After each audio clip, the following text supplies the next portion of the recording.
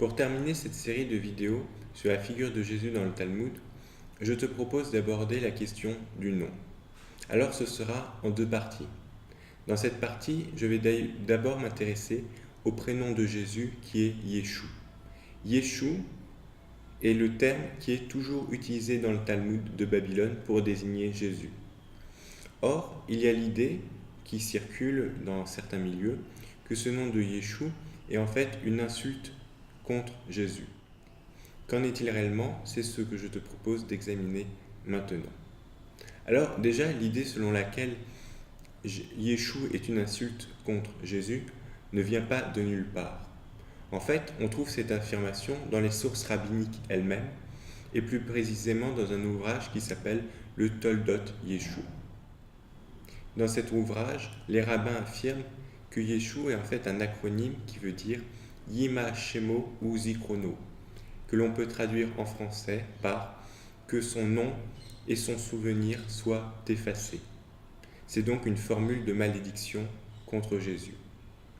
Et de ce fait, un certain nombre de personnes ont cru que c'était là le véritable sens de Yeshu. Mais en fait, ce n'est pas le cas. Cet acronyme est juste une invention des rabbins qui ont en fait déformé le vrai nom de Jésus, qui est bien Yeshu. Et c'est ce que je vais t'expliquer. Pour comprendre cela, il faut se souvenir que les langues sont en constante évolution. En particulier, au cours de l'histoire, il y a toujours des évolutions linguistiques concernant la prononciation, mais qui se répercutent ensuite sur l'orthographe. À l'origine, le nom de Jésus en hébreu était une forme longue, Yehoshua. Cette forme longue se trouve dans les plus anciens textes de la Bible, notamment le Pentateuque, c'est-à-dire les 5 premiers livres.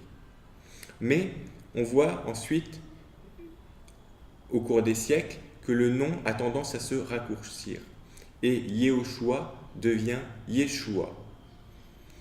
Cette forme de Yeshua, qui est déjà plus courte, apparaît dans d'autres livres de la Bible, notamment Esdras et Néhémie. Cette forme se développe visiblement au moment de l'exil et à son retour. Mais l'évolution ne s'arrête pas là. Et dans Yehoshua, il y a le Aïn final, c'est-à-dire le son A, qui finit par tomber dans certains dialectes, notamment chez les Galiléens. Or, Jésus était originaire de Galilée. Et on sait, par un certain nombre de découvertes qui ont pu être faites, qu'à cette époque, en Galilée, notamment en araméen, les A finaux, dans un certain nombre de cas, n'étaient plus prononcés. Ainsi, Yeshua devient tout simplement Yeshu. On a d'ailleurs une preuve de cela dans les évangiles eux-mêmes, puisque ces évangiles ont été écrits en grec, et donc les noms hébreux ont été translittérés en grec, c'est-à-dire qu'on a conservé la prononciation, mais on les a écrits avec des lettres grecques. Or, dans les évangiles grecs que nous avons, le nom de Yeshu est toujours écrit sous la forme Jésus, c'est-à-dire sans le alpha final. Or, si le nom de Jésus avait été prononcé Yeshua, alors les disciples auraient mis un alpha final en plus, et on aurait eu comme nom Yesusa. Yeshu est donc bien le vrai nom de Jésus, et non pas une insulte, mais c'est ensuite certains rabbins, plus tardivement, qui ont pris ce nom pour inventer une fausse étymologie, une fausse signification, qui est, elle, devenue une insulte, ou plus exactement une malédiction. Pour faire simple, c'est comme si je prenais, et pour donner un exemple contemporain, c'est comme si par exemple je prenais le prénom Louis, et je disais que Louis voulait dire l'orgueilleux usurpateur, imbécile et solitaire, par exemple. On voit que j'ai pris le prénom Louis et qu'ensuite, à partir des différentes lettres, j'ai fait une phrase qui est en fait une insulte contre cette personne. C'est exactement ce qu'ont fait ici les rédacteurs du Toldot Yeshu avec le nom de Yeshu. Alors, tu me diras quelles conséquences cela a.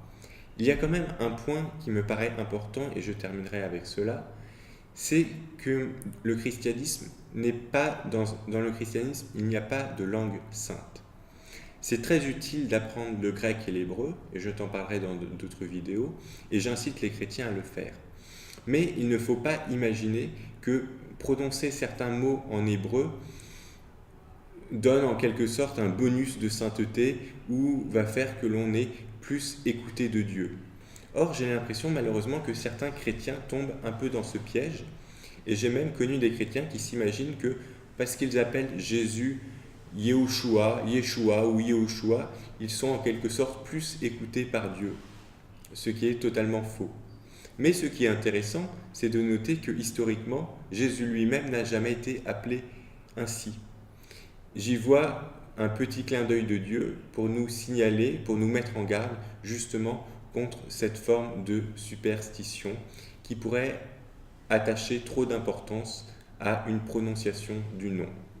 En réalité, ce qui compte, ce n'est pas la façon dont on prononce le nom de Jésus, mais bien la personne à qui on se réfère. Si tu es hébreu, c'est tout à fait normal d'appeler Jésus Yehoshua ou Yeshua. Mais si tu n'es pas hébreu, cela ne sert à rien de l'appeler ainsi. Voilà pour ce qui est de Yeshua. Dans la prochaine et dernière vidéo, j'aborderai la deuxième partie de son nom, Ben Pantera.